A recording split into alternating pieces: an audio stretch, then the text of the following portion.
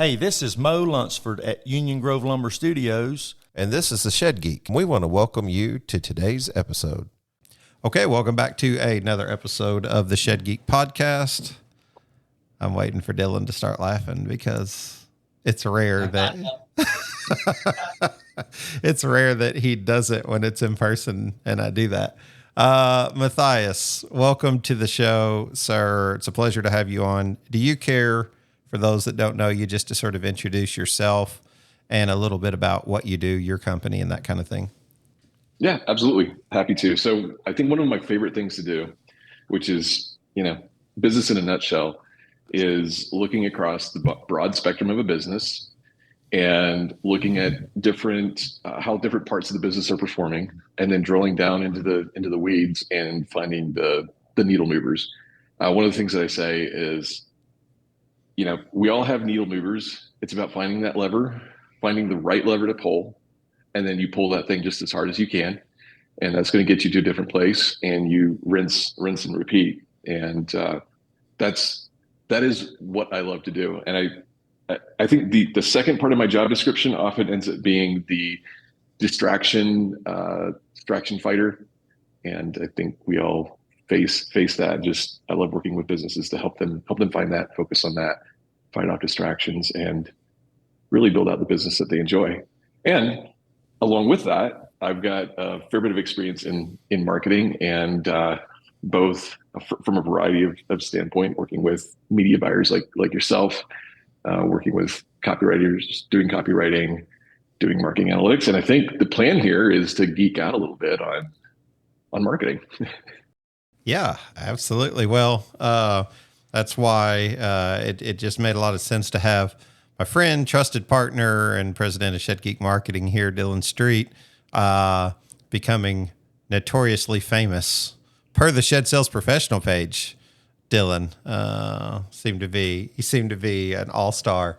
Awesome guy. Believe it or not, you're in Colorado. We're here in Illinois, and me and Dylan actually live just a few blocks from each other. So we might not be as far away as you think.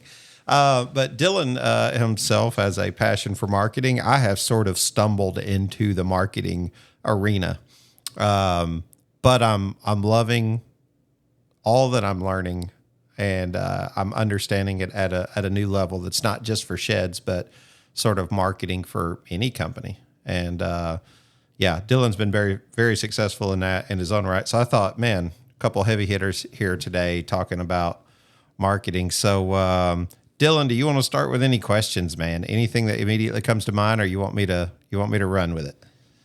No, Matthias, I'd love to know. I think I see what you do now, digging into businesses, getting in the weeds. Like, what is your marketing background? What'd you do? How'd you get there? What was your favorite part? Well, let's talk about how I got in marketing. I kind of had the same story of stumbling into marketing. Marketing wasn't something that I was like, I'm going to get into this. I got into business because everything prior to that was so bad that business was the only option left. And the only way to make business work was to make marketing work. So here I am, how many years later? But I love the parts of marketing that I've done. It's been a variety of things.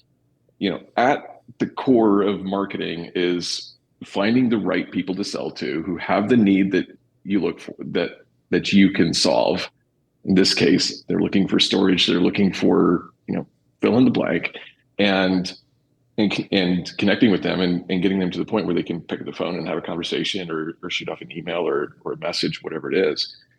It sounded like maybe you started marketing because you started a business, and then you kind of got acclimated to it. Am I hearing you right? That's right. So I got into marketing because I needed answers. Fortunately, I found a great tribe of marketers to hang around, some really smart people. And one of the things that I've done for as long as I can remember is, let's go down to the fundamentals.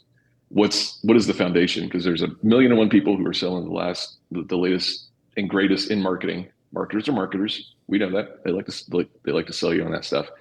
But let's get down to the fundamentals. And so I'm fascinated by people, fascinated by business. And I think that's that intersection between what makes people move, kind of the psychology behind it, but also also practically speaking, like what is underlying business success? That's really what's grabbed my attention.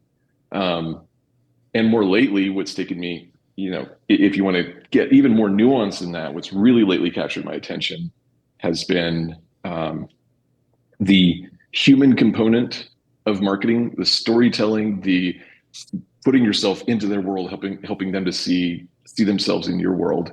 That's been part one. Part number two, that I've really enjoyed as well, has been the analytical side of marketing, because there are numbers. It's art plus science in how you look at that.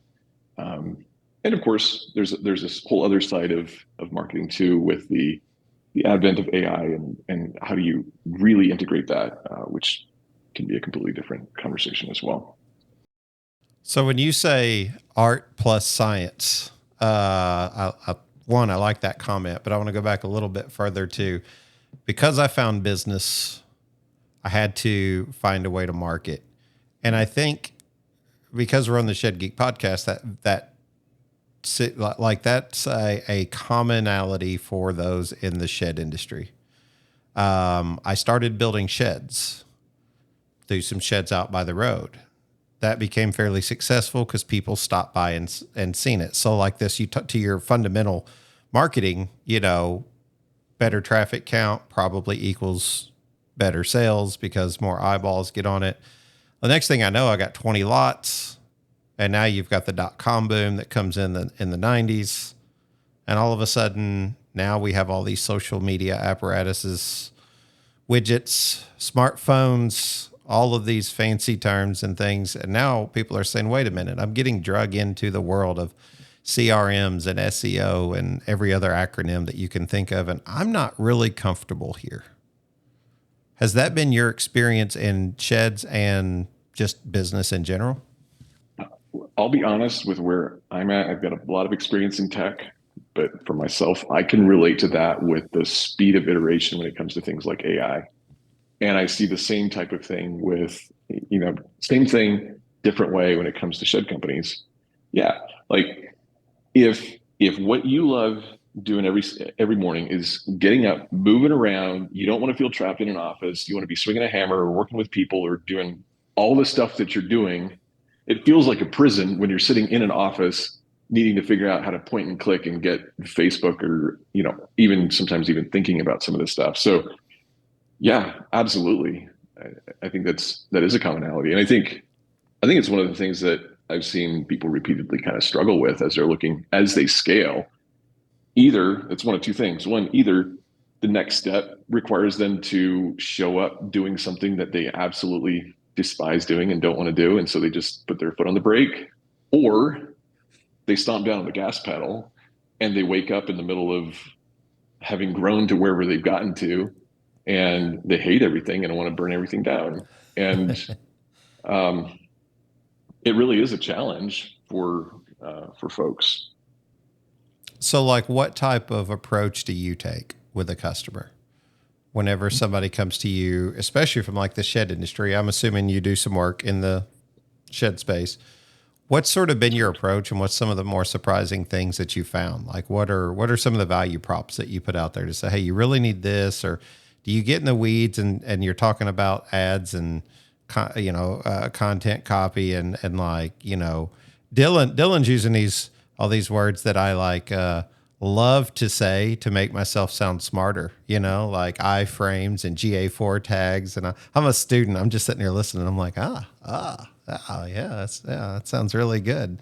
Next thing you know, I'm seeing this in other business. I'm seeing this in the real world, not just in sheds. And I'm starting to understand a bigger picture of it all. But what's sort of your value prop? What's some of the things that you've experienced or found?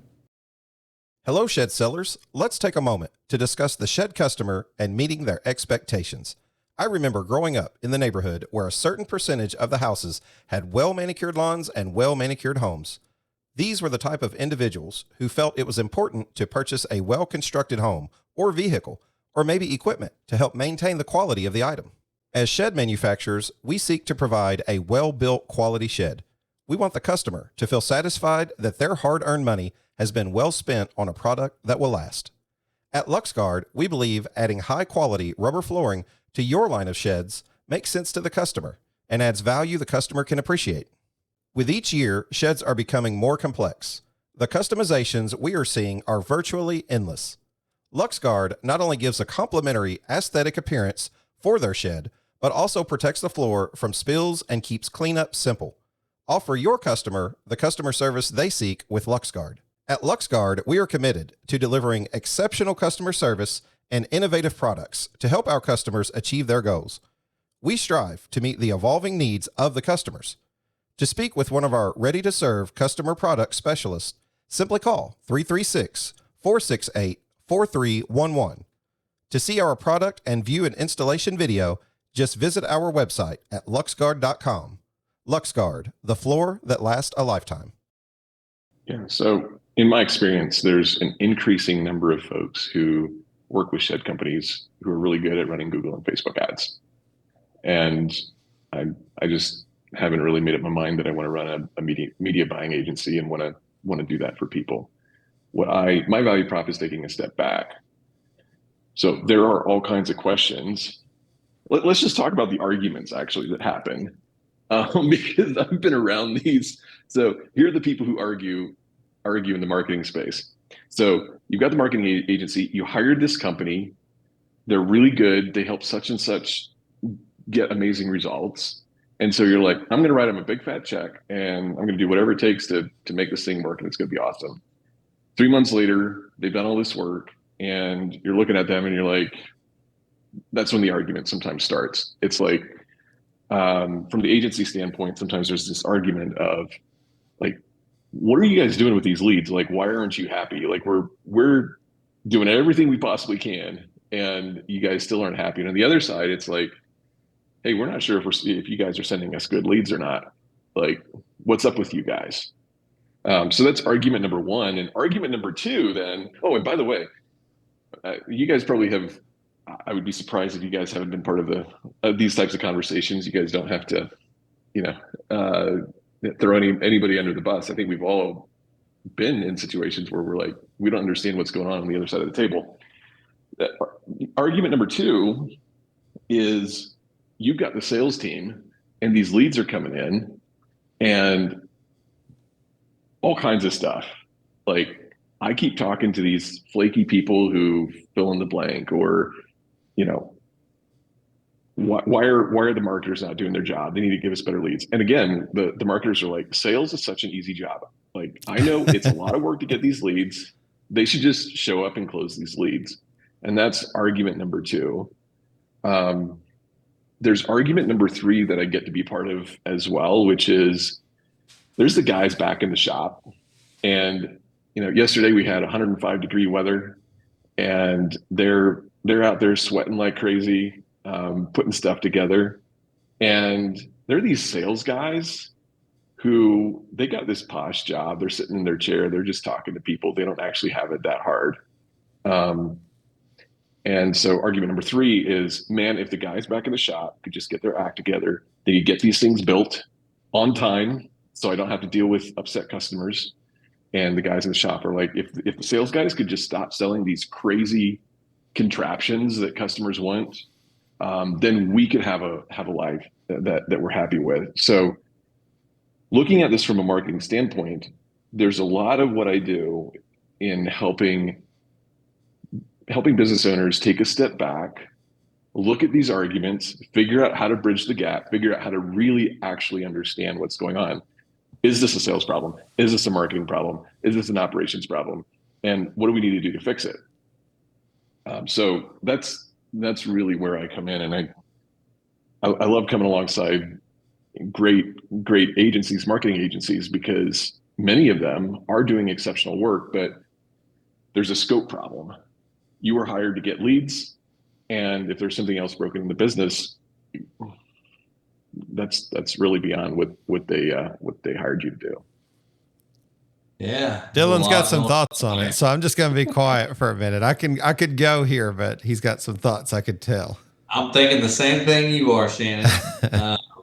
We go a little bit deeper. So, you look at, there's a big difference between like Google ad style leads or leads that come from Google and like meta ads and things like that. It's like disruptive or search. And so it's a little more expensive for Google leads, but they're a little more qualified. Facebook is disruptive. They've been interested in the past, and you're serving them these ads. You get their information, so on and so forth. So what we've helped do is we identify the leads that are they're just lesser quality, just a little bit of colder leads. And then once we do that, we can kind of help down the pipeline a little bit. So for instance, was on with a client this morning and they use HubSpot.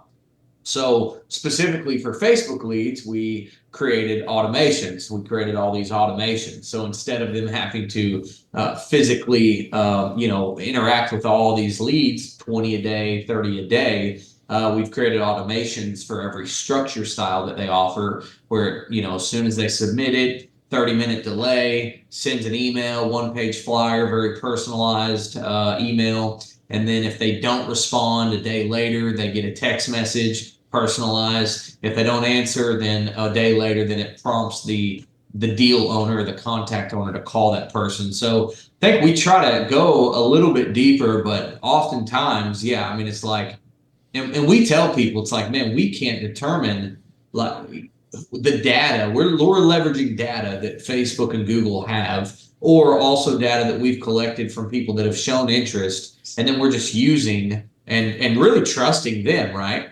And so like we hear complaints on Facebook leads, they're just colder leads. You hear you gotta fight through 8 to 10 of them to get one sale.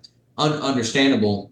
But, you also think of the psychology that it's a disruptive ad. And so they were scrolling, they see it, they're like, oh, yeah, I really need one of those, that horse barn or whatever. And they're willing to give their name, phone number, email, their zip code to kind of get a process started of some sort, even though they may not know what it looks like. And then you just don't hear from them for a while. So, like, I think we try to help a little bit beyond just getting the lead by offering like automations inside of CRMs. But then secondly, sometimes I'll tell some of these sales guys or sales manager maybe that, I'll be like, well, when are y'all reaching out? And they're like, well, in between like 9 and 5, we'll give them a call. And I'm like, oh, what do you do after that? And you just kind of get a feel for what their team's doing.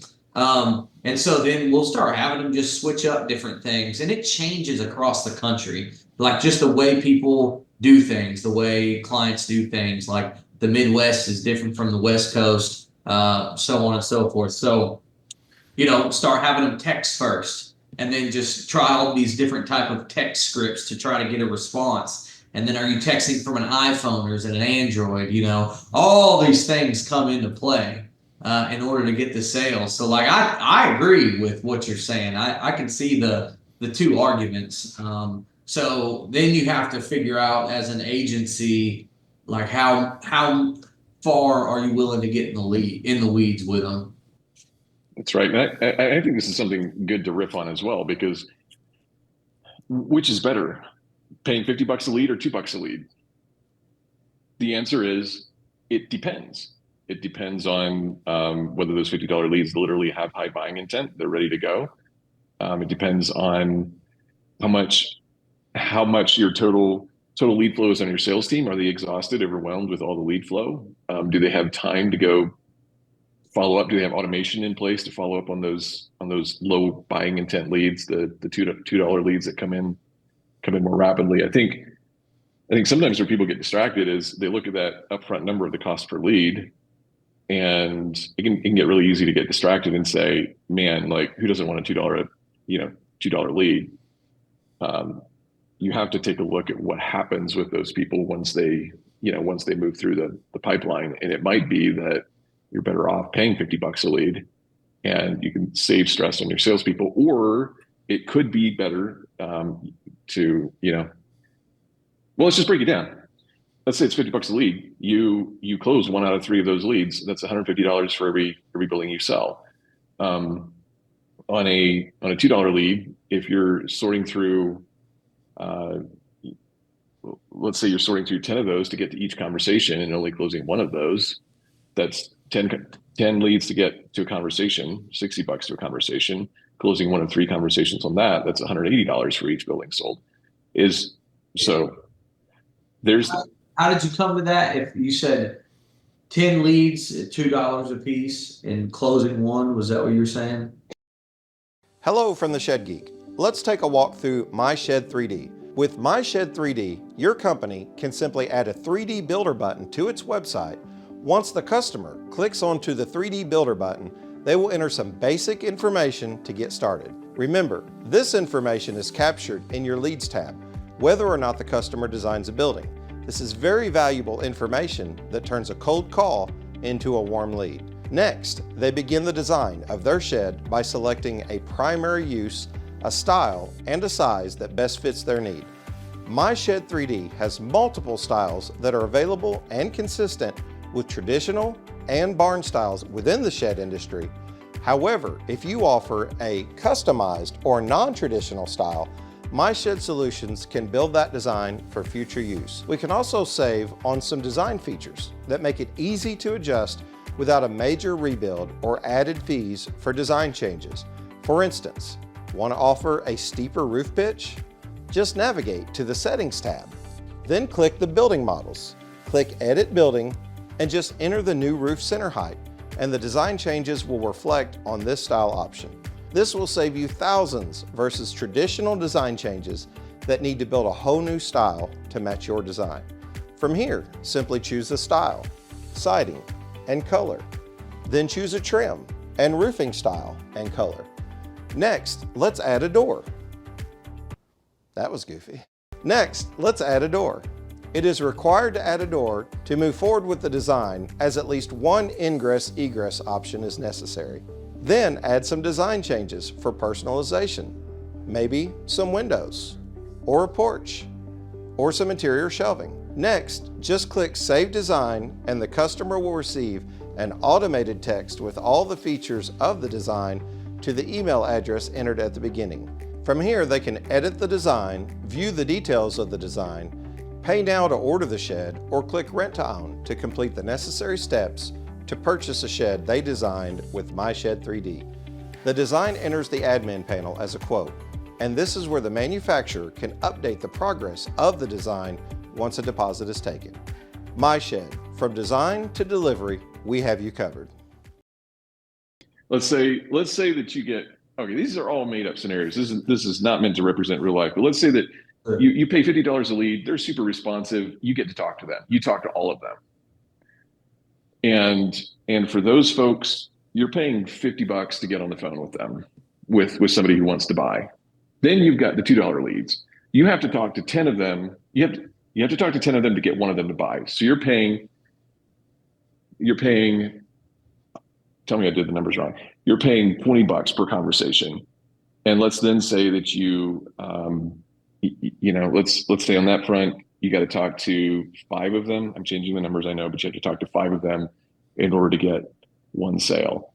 In that case, $20 times 5, you're looking at $100 per sale. So yes, the $2 leads at the end of the day are netting you more, lower cost of acquisition. You got time. But then you have time.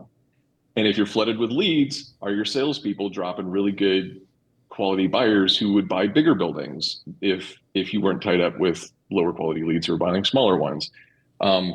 There's also the broader question of, so sometimes I see folks wanting to go for the lowest possible acquisition cost. And I think you have to remember that, again, it all depends on what your business goal is. If you want to scale your business, then the question isn't what is the cheapest way to get a lead? The question is, how much can I afford to spend to get a lead? Because the more that you spend, the more that you can eat up market share, and the more that you can scale your business. The more you eat at market share, the more pressure it puts on the rest of the folks around you. But if your goal is just more of a lifestyle business, I just want to sit it on autopilot, have it be a cash cow, well, in that case, you might want to optimize for what's that happy place where I'm spending just, right about average, maybe a little below average cost per lead. I'm getting the most ready buyers, and we're just going to coast along here. 2 things certainly come to mind for me.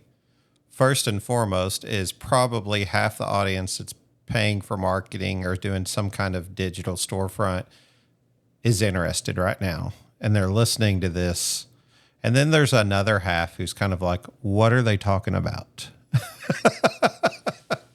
What are they talking about whenever, these leads and this, and like, we had a client contact us. It's a great client, but it spoke to sort of the nature of where they were.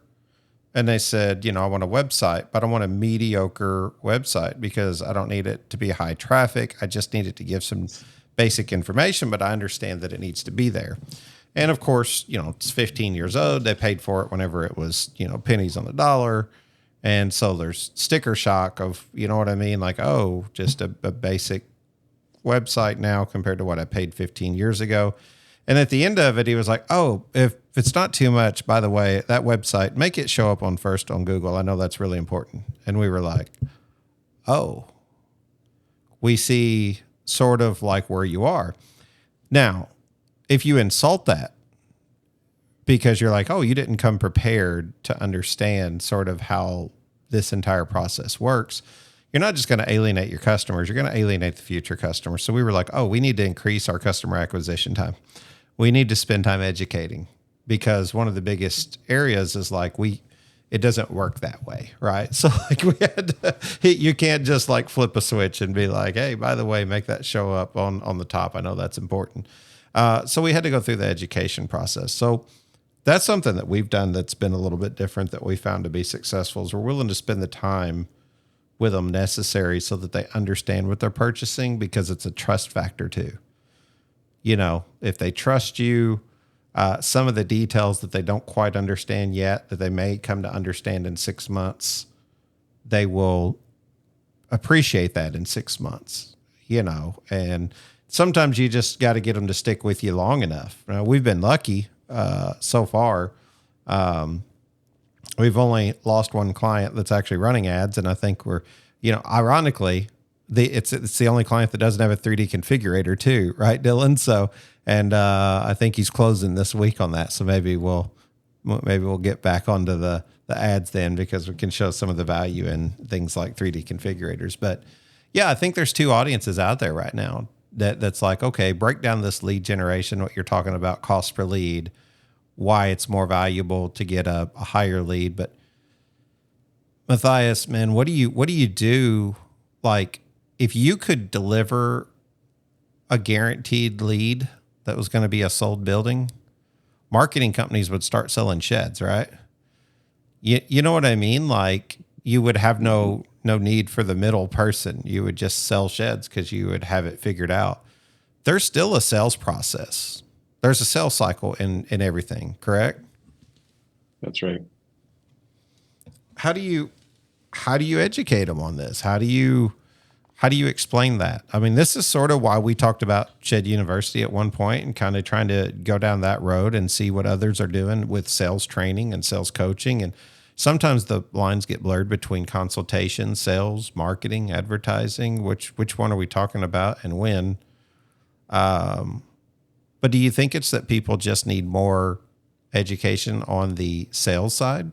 What's your experience been anyway? I've seen gaps on both sides. I've seen gaps in understanding marketing, and I've definitely seen gaps in sales. I feel like one of the blessings of being in a situation where there's consumer demand for what you have is that you can get by without marketing. If general demand outpaces supply, people come beating down the door looking for you, and especially coming through 2020 and some of those crazy upticks, there was a little bit where you could just ride and didn't have to think about much. So it's a little. Say it. No, well, just say it. There's this reluctance to listen. I've been in other industries. I've been in tech. I've been around some of the internet companies. I'll just tell you straight up. Most most internet marketing companies or digital companies in general. I recently had a situation where somebody was looking for podcast guests, and I got on the call and had a brief conversation. I was telling her a little bit about my experiences, and she just told me, she's like, "Well, I'm sorry, I don't think you're a fit. I'm looking for experts." I'm like, "Okay, fair enough. You get to define that, not a problem." And then she's like, "But I have this program that I think you'd be a great fit for." And I'm like, "No, thank you. I'm not looking to do that. That's not why we had this conversation." And I don't really think that's great sales. But if you want to talk about a culture that has cultivated a high value for sales, like, there it is. These folks, they value it. We're gonna play to the highest ability possible. We're looking to beat numbers. I don't always see that same hunger or value on, within some of the shed companies that within the industry. It's sales is something that happens as an afterthought. We don't want to be thought of as a sales organization. We want to be known for our buildings. We don't want to be marketers. This is James Price of Shed Pro on Faith and Business. With all the conflicts happening around the world, we hear often about various governments sending ambassadors to represent or advise and speak on behalf of their country. Every day we get the chance to act as Christ ambassadors in our workplaces, families, communities, churches. Every day we are given two ways to respond to life's opportunities. Do we respond as an ambassador, or do we respond as an owner? And whose authority are we working under? If I respond as an owner, then the authority is mine, and my response is all about me, my feelings, my money, my company, my children, my family. What does it look like if we properly give Christ his authority in our companies, in our churches, our families, our relationships? As an owner, life is full of emotional ups and downs, disappointments, fears, worries, anger, resentment, broken relationships.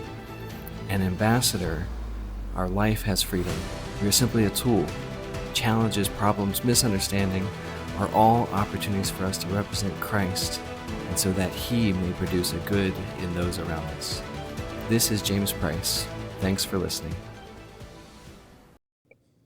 I think one of the things that's underneath this is we've all had negative marketing and sales experiences. Mm-hmm. I think the best marketing and sales experiences are practically transparent. You barely understand that you're being marketed to. You barely know that you're being sold to, but you're drawn in, you're supported, you're understood, and it takes you to a sale. And especially in this climate that we're in, it's a very effective way to sell to consumers. Consumers are past the hard sell for sure. So building a value of saying, I'm not scared of marketing. I'm not scared of people calling me a marketing company. I'm not scared of people calling me a sales company. I'm willing to jump in and play this game and perform to the best of my ability in the marketing and sales front. I think absolutely it can be a breakthrough for folks who are listening right now. Do you think? I'm curious what you guys' experience is.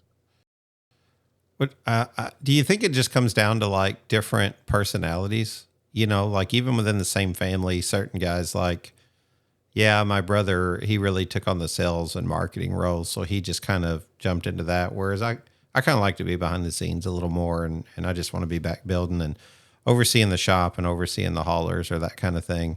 I agree with you. I think that they want their shed to be the purpose of their company. The rest of the stuff that comes into play is just because it's impossible.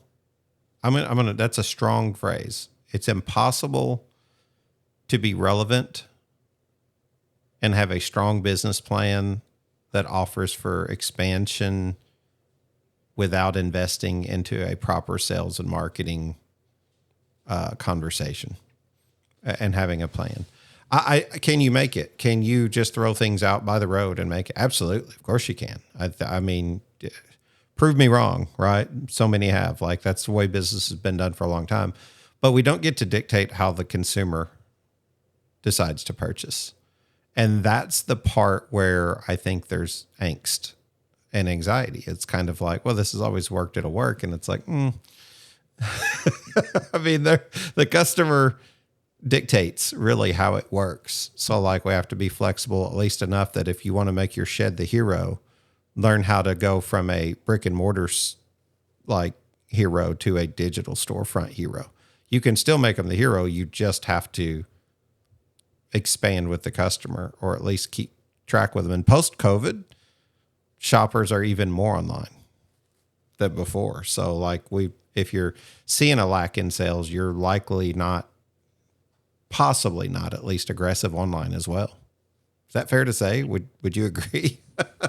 Don't leave me hanging. Don't let me get in trouble by myself. Oh, sure. Let's everybody here we go. I'm going to leave you hanging. No, I'm not. I think if I had to reframe what you said in a single sentence, I think it's the shift of what are you going to fall in love with? Are you going to fall in love with the sheds? Or are you going to fall in love with the customer? And if you can fall in love with the customer, with the people that you're serving, and go meet them where they're at, adapt to the times so that you can meet them where they're at and you can give them what they're looking for, like that's the shift that's needed. And yeah, it's uncomfortable. You might be trudging along kicking and screaming because I really don't like this digital and tech thing. But if people are going online, I like them well enough. I'm willing to go there and to help them with the products that I have. Matthias, do you have the secret sauce? What is the best lead? What's the best digital lead for all of the shed folks? I mean, I don't think there's that many surprises. We see consumers responding well to 3D builders. You've already talked about that. There's a lot of high intent traffic on Google. And if I decided tomorrow that I wanted to go into the shed business because I'm tired of the rest of my life, I'm not planning to do that by any means, but throwing up a website and running ads on Google could get those things coming in very quickly and very, very affordably. What do you think about, you've got Google and your 3D builder, your funneling traffic. What do you think about dealers utilizing marketplace? Like marketplace in general, boosted marketplace posts? What's your thoughts? We don't do that. We know a lot of dealers and stuff that do, but.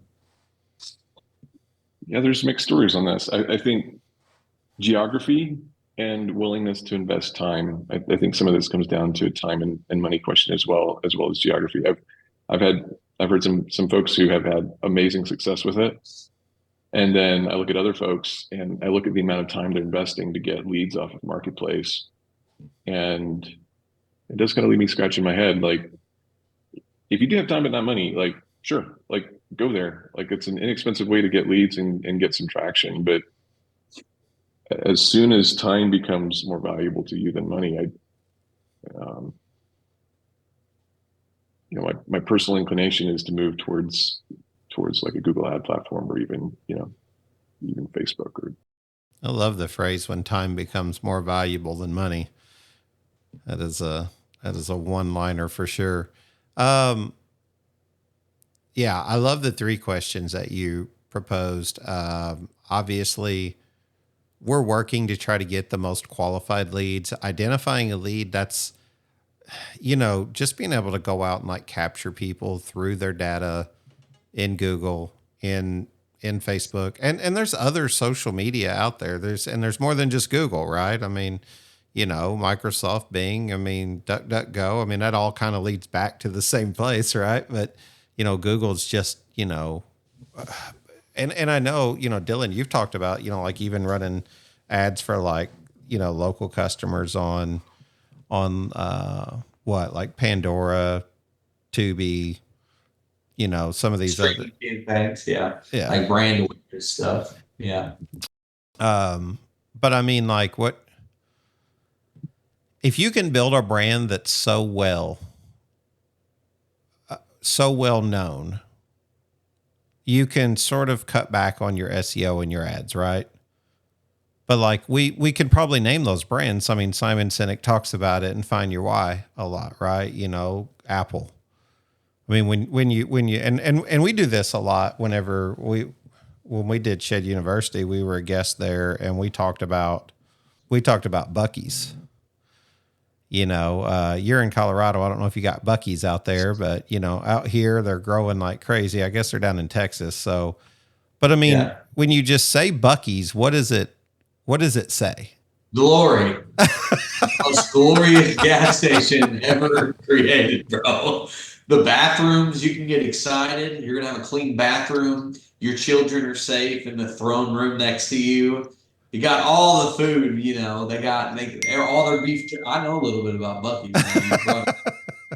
They make their beef jerky fresh at a Buc-ee's facility, and then they hand deliver it to every location. Like Buc-ee's is top notch, man. Digital Shed Builder is an online shed configurator that strives to provide incredible visual quality, fantastic customer service, and an amazingly low price point, making it a perfect fit for any shed dealer looking to increase their online sales. Digital Shed Builder is simple to use, taking less than 5 minutes to integrate on your site. The Get a Quote feature streamlines your sales process, showing you exactly what your potential customers need. They offer a highly customizable experience that accurately represents your brand and unique shed offerings, working with you directly to set up everything you need in a configurator. With no extra startup cost, no lengthy contracts or commitments, and no hidden fees, Digital Shed Builder has been created with quality, simplicity, and affordability in mind. When you go to Buc-ee's, what do people do when they walk in? Hello, welcome in, welcome in, welcome to Buc-ee's, welcome in. And now all of a sudden, and you see sort of the aftermath of like the service of the other locations when you go in. Now I go to other gas stations and they're like, hey, welcome. And you're like, don't even try it. Don't try welcoming me now. You ain't been welcoming me for 15 years, you know. You ain't Buc-ee's. I just didn't have gas to make it down the road. So it's just, I'm kidding. I don't say that. But it's one of those things where, like, you know, certain brands do the same thing. John Deere, you know what I mean? Coca-Cola, Kleenex, Weed Eater for the longest time. Now, of course, Weed Eater's become synonymous with what it is. It's a trimmer, you know, and now it's Steel or Shindawa or, you know what I mean, Echo or whatever, you know. But those are the brands, and once people know the brand well enough, they don't have to ask. They know what it means. What's Craftsman say for American craftsmanship? You know, like around here, a cook building. Yeah, absolutely. It's just a term for a shed. Yeah, has nothing to do with the brand. Yeah, so now you can cut back on your SEO and your paid ads because you've marketed well enough that people understand the brand, so they sort of know what it stands for. But if you haven't developed that, would you agree, Matthias, that like you're going to have to invest into some brand awareness, and that might be through SEO and some ads that's just getting people to understand who you are and what you do? Billboards. There's something, I pulled this up. It's called the 7 Mountains of Influence. Like if you want to influence every sector, you want to touch every soul, you do it through business, arts and entertainment, media, government, family, education, and religion. And I always thought that was pretty neat. You know, if you can find a way to support all of those, you will touch every person. Everyone falls under one of those categories or is part of each of them. But doing that, you know, you're talking a big budget, you're talking charities, you're talking billboards, it's everything. You're sponsoring school events, you're having family events, you know, you're somehow serving the government. You might be giving them a building for the local police department or the fire department, you know, sponsoring some sort of program at your local schools, supporting businesses. Yeah, but it's a lot. You know what I mean? You have to have already like you would have had to have already bootstrapped it, and you're at the place of excess, and you're not really after necessarily the money anymore. It's more like power, brand recognition, you know, just a household name. But I always thought that this teaching, there's a book on it. It's pretty interesting. Dylan, did you see? I don't know if you watched any local news lately, but is it St. Jude Dream Home giveaway that they do? They do like the giveaway on News Channel 6 every year here local in Paducah. I think it's St. Jude that does it. $100 a ticket. They give away about a $250,000-$300,000 home. Stormore is actually on that and is offering to give away a free building to the same Dream House giveaway. And I was like, oh man, that's pretty neat. Like to see that on news, I was like, that's a brilliant marketing move. Shannon, we are genuinely, me and my wife just thought about it. We're thinking about giving away a slingshot at the end of the year, but it's whoever signs up to do it, you have to put your hand on the slingshot, and whoever stays there the longest gets the slingshot. Nice. That's a Mr. Beast move. Yes, in order to enter in, you have to have rented one. And then if you want to, you can be part of it. Can I just sleep on it? Can I just like fall asleep as long as my hand stays on it? As long as your hand's on it. Matthias, you got to come to Kentucky, buddy. We're going to we'll go slingshot riding.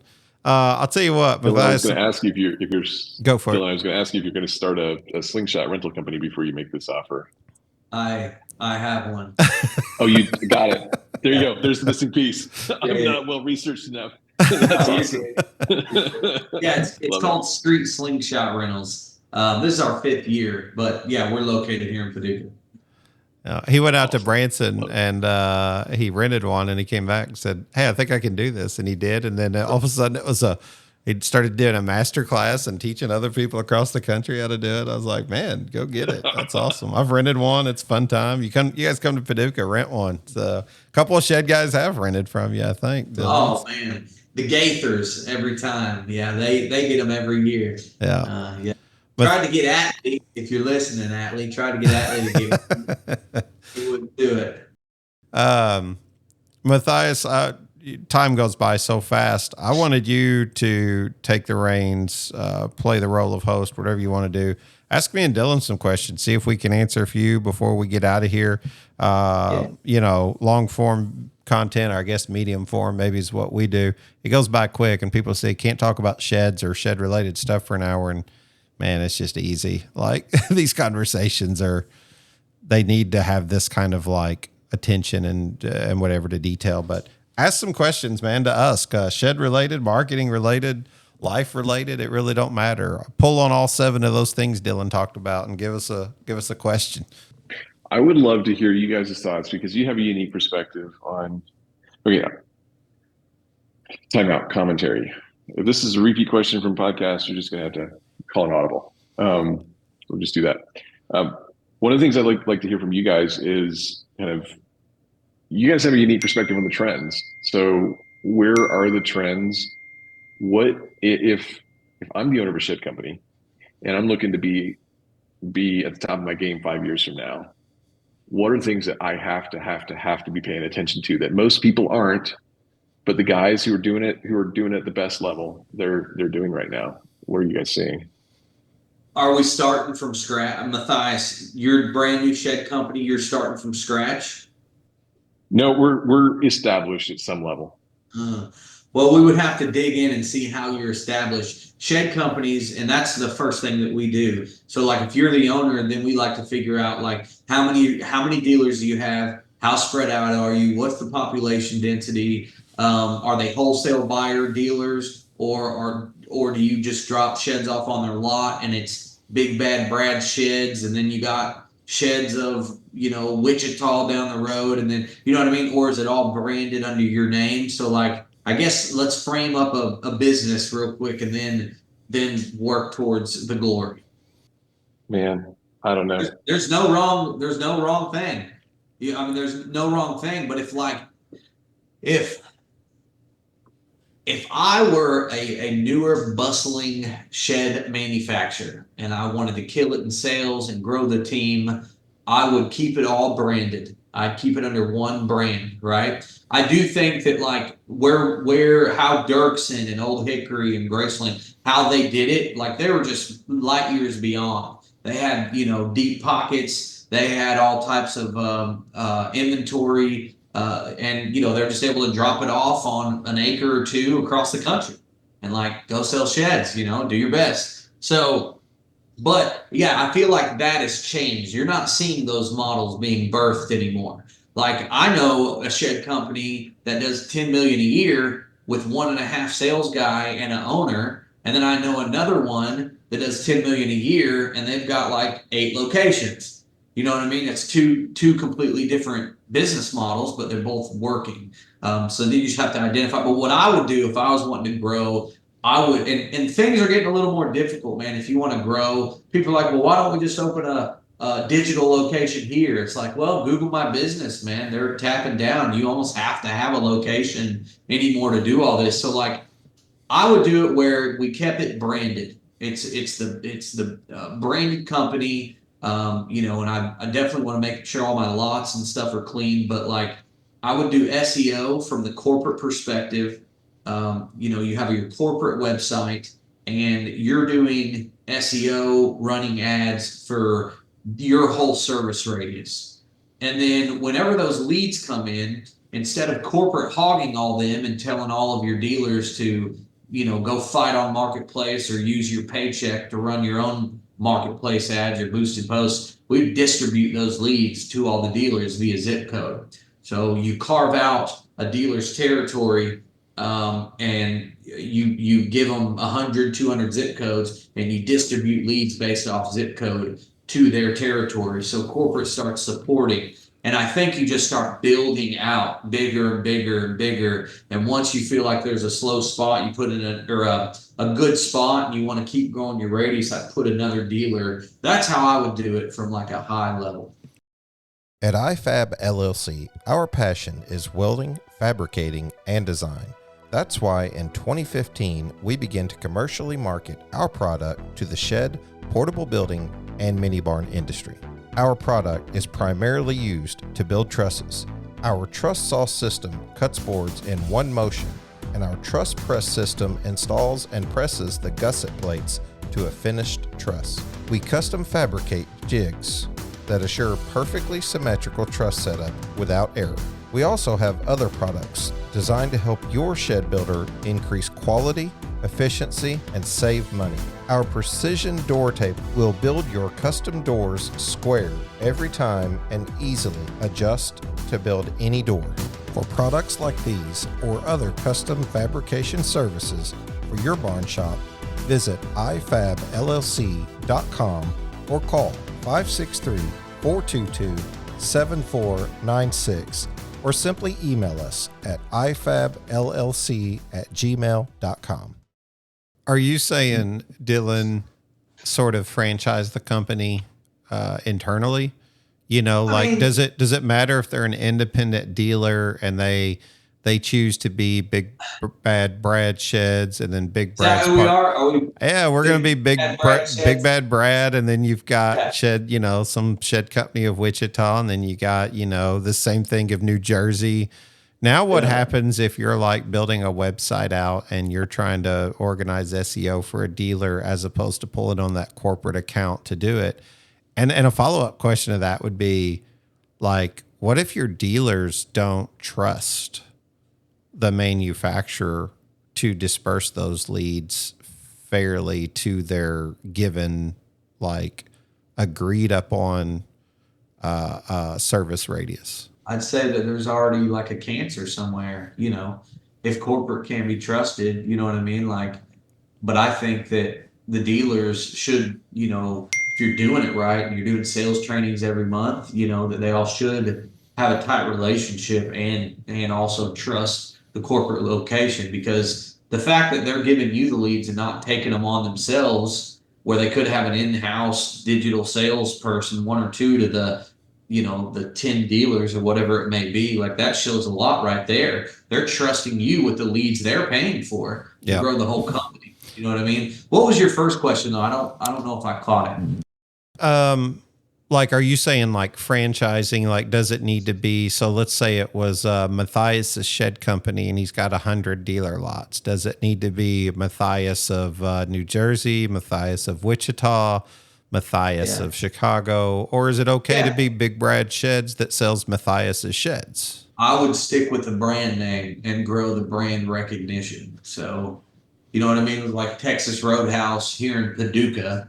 I was just in Indiana's Texas Roadhouse in Bloomington. It's not part of the name, but it's Texas Roadhouse in Bloomington. And I understand it does kind of look like a franchise. I mean, technically it's not, but that model to grow the brand, it's going to do better SEO wise altogether. And there's still things that you can do beyond that. If you have really successful dealers and they want to run paid ads, but they don't want to run them on that side of the state because the wrong dealer could get that lead that they paid for, you could create landing pages and things. I mean, there's all kinds of things that you can do, but that's how I would do it. I don't think, unless you got big boy deep pockets, to just find people that have an acre or two, drop off 200 grand in inventory, and you can do that, 10 mil in deep, and you ain't gonna feel nothing, until you hit 50 mil. Yeah, you could probably grow pretty fast, but like it's just unreasonable. So and we're starting to work with, there's a lot of people, manufacturers that are moving away from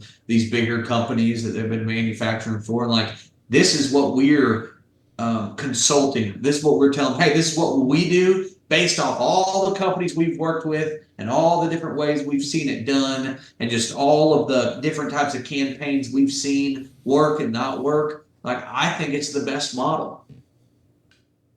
So one question that I've got on the dealer side is, when you've got, let's say we've got this company, we're building it out. So how do you deal with the situation where dealers are like, hey, look, free leads, and corporate's like, you're not caring enough about these leads that we're giving you. What are accountability measures that, how do you build a healthy relationship? Great question. And man, we've got clients that do this, and so I see it every day. Absolutely. So the way that the CRMs are transparent, like you can see everybody else's transactions. You can't intervene. You can write them a note. You can be like, hey, see, you haven't followed up for 2 days. They could have forgot or whatever. But I think it's the transparency. And what I found is that the dealers like watching how many leads each other get. And you'll notice it is somewhat fair. And then you'll see how much they're following up with people. And then that inspires them. It's like, oh, dang it, man, he's freaking that guy. Gotta do better. I like the transparency method, me personally. That guy's always following up with his leads quick. And you know what? He's always first in sales. It's really aggravating me. Enough so that I'm going to follow up on my leads. From a company perspective, Matthias, wouldn't you also agree that it's probably frustrating to pay for those leads and not see a quick follow-up? And they don't know how to approach it because they really care about their dealers. And some of them have been with them for 10 years. And they're like, man, this is just the way business works now, but they don't really understand tech, or they don't want to understand tech. Essentially, that's making a decision in some ways, isn't it? To say hey, I value everything you do, but I'm not interested in learning this new way, but I'm also going to leverage our relationship to maintain being a dealer. You can't just drop me. I mean, I've done a lot for your company, and it's kind of both of those things, both can be true at the same time. But it's man, this is just the direction that they're moving. And I do think that you're finally starting to see some manufacturers maybe, I hate to say drop the hammer, that sounds terrible, but just be a little bit, ask for a little bit more accountability, because financially, if not, they're going backwards, by putting these leads out there. Well, yeah, that, in my opinion, if it was my company and you're funneling the leads, but they just hate online sales, but you have a 10-year relationship with them, be like, man, okay, you can get all the online sales. Make sure you don't miss any of the online sales, and then we'll take digital marketing for your location on in-house. Yeah. I wouldn't, but I think, man, I think the cancer will spread when you start doing things like that. Just assumptions and thoughts, and you're like, so I could see it going bad. Well, that dealer came, that customer came to my lot about 3 months ago, but then they reached out online. So you sold it to them. Is that my lead? Because technically they came to me first. And you got to have all these different conversations, and it negates a spirit of cooperation. Let's call it what it is. There's no longer this spirit of we're trying to figure this out together. It's kind of we're trying to play gotcha, to some extent. And it's very challenging. I mean, this is kind of our world, Matthias. You try to navigate relationships. we've experienced it together. We started having all these other side deals and stuff. And eventually I was just like, I don't got time for none of this. You know what I mean? Yeah. I'm going to focus on what Matthias said, pulling the lever over here. Yeah. That's you. I'm good. You know what I mean? Yeah, that's the biggest problem with opportunity is whenever you have so much of it, you don't know what to do with, and you're not prepared for it. That sounds like an arrogant statement, really off the cuff, doesn't it? But I don't mean for it to be. But it's cool to have so much opportunity. But I have found that it's just as dangerous to not be prepared for success as it is to be unprepared for failure. Like if you're unprepared to succeed, what good does it do?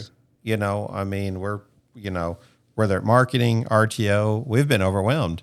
And it's kind of like, wow, well, we want to do a good job. So it's better for us to like step back and work within our capacity instead of working outside of our capacity. And yeah, me and Dylan we've experienced that. We've been here in my office and been like, okay, what do we do? How do we, step back and focus on your primary things, what you're good at, what you do, and keep a spirit of cooperation. And doggone it, we're killing it. I love it. I mean, again, I don't mean to say any statements of arrogance, but I love what we do. And I wake up every day enjoying working with this guy and working with other people in the industry. It's been great, man. It's been great. We're coming up on an hour. I know it. It happens. I've got it. It's Friday. It happens so fast. Matthias, is there anything that you want to share with the audience? Contact information. If somebody's wanting to get a hold of you, if we can lead them in your direction, I probably need to get a website or Facebook or something so that we can direct the listeners towards you on our newsletter. Yeah, absolutely. So easiest way, shoot me an email, the letter M at codehouse, CODEHAUS.com. And shoot me an email if you want to chat. If something resonated, happy to help out in any way I can. If I can't, I love sending people in the direction where they can be helped. So, well, we should just follow up in general, maybe not just for a second episode, but maybe we should just follow up in general. I'm sure I'll run into you whenever I'm out there in August, but me and Dylan always like having these conversations, and we like being friends with other folks who are in the marketing space. And, hey, it's the same thing with RTO. I say all the time, like, RTO companies are welcome on the show. You're welcome to advertise. If you're not here, it's because you don't want to be here, because you're welcome. You can come talk, and we'll even discuss difficult conversations if that's what needs to happen in order to see growth. I feel like they're necessary. So you're all welcome here. And oh no, if you get business and we don't get it, we'll be okay. It's going to be fine. The way I look at it is a rising tide lifts all boats. That's been the standard for the show. Credit goes to Tyler Mahan on that. And honestly, man, we just keep trying to move the industry forward, even through difficult conversations. So it's what it takes. Good stuff. Matthias, it was good to meet you, buddy. Yeah, good chatting with you guys. Appreciate it. Appreciate you being on here today. Hey, this is Mo Lunsford in sunny Union Grove, North Carolina, and we want to say thank you to all the guests and listeners.